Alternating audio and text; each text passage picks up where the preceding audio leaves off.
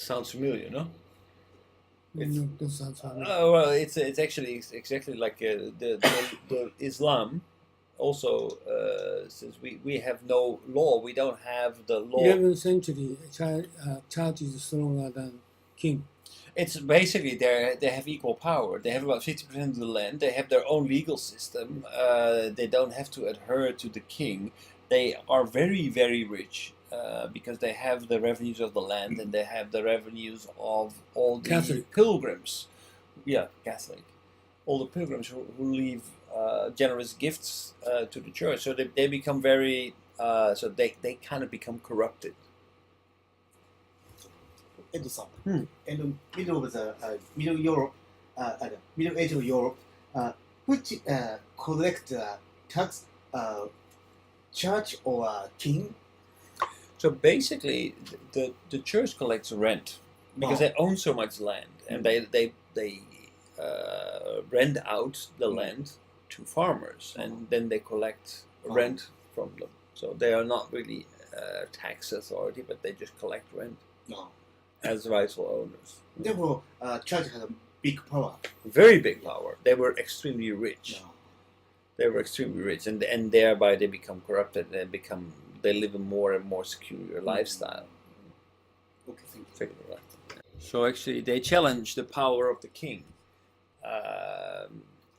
And when the king finally loses his temper and lets Becket be killed, basically the church takes revenge, and the public opinion, the people take the side of the church instead of the king. Now, Henry VIII later on takes control of the church, and he expels the Roman Catholic Church and From founds England? from England, yeah. And he becomes the king of England as well as the leader of the church. So, but it shows what an important role the church played. They were wealthy. They were the only educated, the only chance of people ever getting educated. They were the only ones who could read, write. They are the ones who take all kinds of legal roles. So the church was everything then. So current Roman Catholics, they are very rich. They're very rich. Mm. Yeah, because they have a lot of land. They have a lot of land. But when the Henry VIII changes the church, that means that the Roman Catholic loses the church. They also lose the land, and that's the reason why the British Queen is so extremely In rich. Europe? Not In England. England. In England. This video is for England? Yeah, this takes place in England. Oh. But this is still when the church is the Catholic Church. This is prior to the church becoming the Anglican Church. It's called the Anglican Church.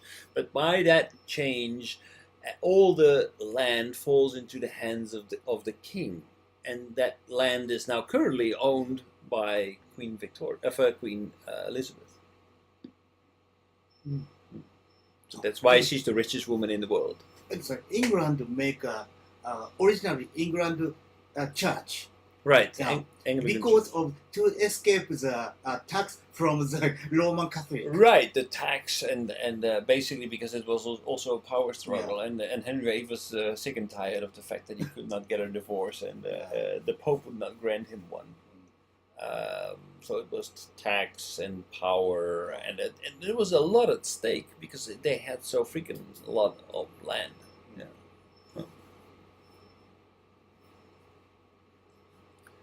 So that is the role of the church. It's supposed to be worship of God, and that's also true. But it's also true that they were rich. It's also true that not everyone within the church could remain focused on worshiping God, but they were also take a more like a regular approach in wealth management and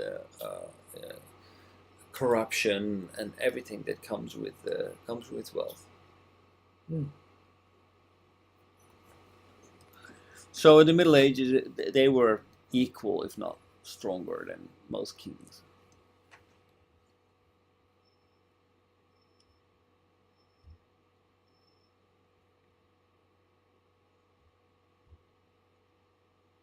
Last one. Reformation. This is what basically divides Europe. This is what starts to divide What Europe. mean Where Reformation? Reformation, that's where the Yeah. Protestantism starts to take place. Luther? Martin Luther? Yeah. And Protestantism is not only the division of the church, but it also is a driver of cultural differences within Europe. This is Protestantism. Protestantism, yes. Luther is organized farmer to clash Well, actually, so Catholic priest. um, What he said, Yes. 100,000. yes, but actually, what this is kind of like the not so good side of Luther. He initially needs support of people, so to sell his ideas, he actually puts big question marks on the things that the church is selling for people to buy off their sins. Basically, they can buy a piece of paper that absolves them from all their sins, but they need to pay a lot of money for it. And it was a good way for the church, the Catholic Church, to make money. And he says, well, that's bullshit. But the church, and he becomes more and more radical. He claims, okay, the church is not holy. The rituals that the church is performing are not holy. What is holy is the scripture. So we need to go back to the root.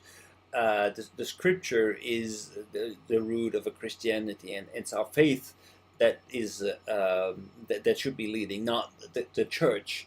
But that actually leads to a lot of Protestant churches to come to power, because it's the scripture, and everybody has the same scripture but has a different kind of interpretation of that scripture, and that leads to a divided Reformed church. So we have a lot of Reformed churches. We have the Anglican Church, we have the Baptist Church, we have all kinds of Reformed churches. But what happens is that actually the whole Reformation is also fed by the fact that the Catholic Church owns so much land, and a lot of people pay taxes, and a lot of people pay rent to the church because the church is the owner of the land. So there is an extra incentive for people to actually unite under the Reformed movement, because it will enable them to actually escape from their tax and their rent obligation. So there is also an economic reason why they follow it. But then actually Luther chooses the side of the clergy, of the establishment, and says, well, this is a spiritual liberation, not meant to lead to an uprising. So he basically, by doing that, he comes like mainstream. It becomes legal. So he really makes this whole movement into a religious movement, and distances himself from the farmers who are revolting against the landowners. And Luther is with farmer revolt against Catholic. No, actually, he distances himself from the farmers. Farmer revolted. Yes, farmers revolted, but he says, well, he basically chooses the side of the kings and the people who are other landowners. Oh, Luther's side of king. Yes, and by doing that, he can become mainstream. Oh, okay. Right. So But actually, the farmers revolt So the farmers revolt against the Catholic Church because they own so much land and they need to pay taxes and etc. What happened? It gets violent under the pretext of the Reformation. But Luther, he says, okay, well, sorry, but this is not like the Reformation should only be a spiritual Reformation, not not not physical. yeah, not a physical reformation. So it's not rightful to stop paying taxes and stop paying, and by doing that, actually, he becomes a partner, not of the Catholic Church, but of the kings. So so there are two powers, right? At that time, you have the kings and the nobility, and you have the Catholic Church. So But he organized protests. he organized Protestantism, and Protestantism then becomes adopted by kings because they feel like, oh, if I side with Protestantism, I can become independent. People still are believing in something, so I can lead them. Britain? In Britain, in a lot of other places, in Poland, and actually that movement to become independent of the Catholic Church in Poland, that later on becomes the root of Germany. I understand. Right, so it's all in the end, it's also politics. Okay. Right. So what are you going to do next week? So Monday, Monday. Monday we're going to continue with, I think, with World War One. World War One? Yes. Still you continue, right?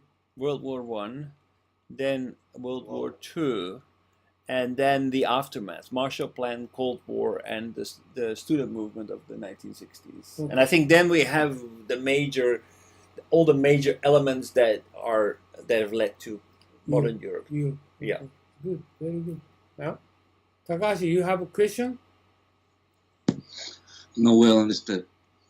Do you understand Martin Luther King, not King? It not only asked one, but this the series of the video, is good ways of understanding. Okay. I don't understand video, but anyway, I understand the explanation. Okay, so today is finished, right? Can I put this here or not? Okay. All right. Yeah. So Monday morning I will be there. Okay. All right. Sorry about last Monday, but I will be there. By the way, problem is how to finish recording. Oh, cannot? No, it's just always difficult to finish recording. Wait. Where are we? Yeah, we are here. If luckily something come up here. Oh yeah, we are lucky. Yeah.